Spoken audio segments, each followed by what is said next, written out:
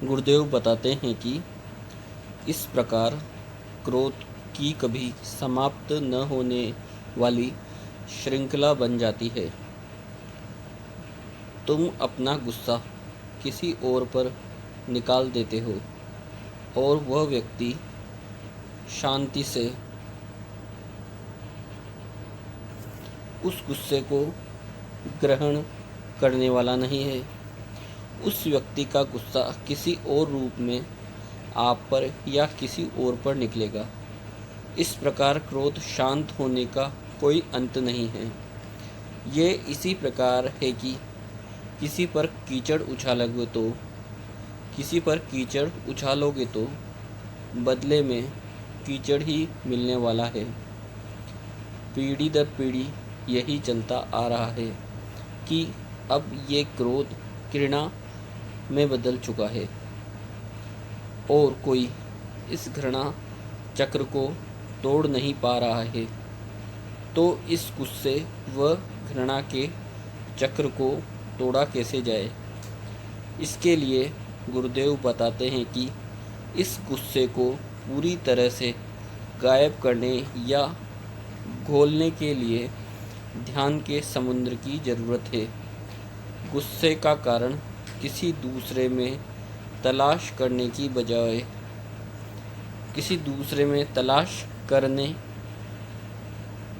के बजाय साधक को इसे होशपूर्वक ऑब्जर्व करना चाहिए। तब व्यक्ति पाएगा कि क्रोध एक प्रकार का आवेग है जिसकी जड़ें किसी दूसरे व्यक्ति या घटना में नहीं है। ध्यान में तुम किसी से गुस्सा नहीं होते, केवल तुम गुस्से में होते हो।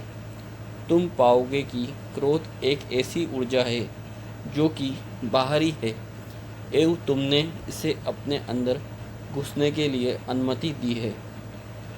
जब ये तुम्हारे अंदर घुसती है तब तक एक विशेष रूप ले लेती है। ये क्रोध या तो किसी और की तरफ डाइवर्ट हो जाता है या स्वयं को खिसियाहट भरी स्थिति में डाल देता है। ध्यान में उस क्रोध की कोई विशेषता नहीं रहती। जैसे ही गुस्सा महसूस हो, साधक को उसे ध्यान में विसर्जित कर देना चाहिए। इस प्रकार जो गुस्सा तुम्हारी तरफ आया था वो उस ब्रह्मांड में फेंक दिया जाता है। जैसे कि एक नदी जब समुद्र में मिल जाती है तो अपना स्वरूप खोकर समुद्र बन जाती है।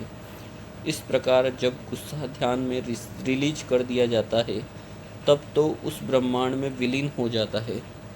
ये एक बार के प्रयास से नहीं होने वाला है। साधक को गुस्सा आते ही